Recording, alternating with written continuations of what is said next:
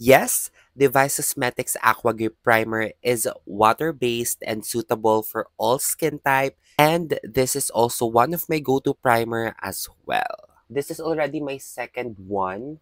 Ganito yung itsura niya if you're curious. Ayan. It's water-based.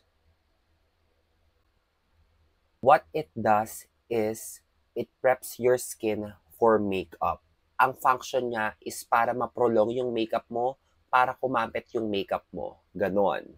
Kaya pag ginagamit ko talaga tong primer na to, ang ganda ng lapat ng foundation ko. Perfect yung lapat sa concealer. No creasing. Blend mo ng maayos. Perfect. Ayan siya oh. Ayan siya. Ganyan siya. Kaganda. Ang dali nitong ma-absorb ng skin.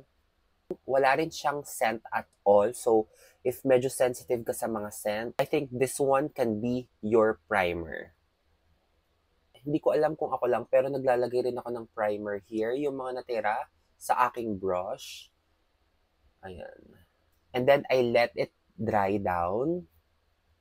Again, this is the Vice Cosmetics Aqua Grip Primer. Bye!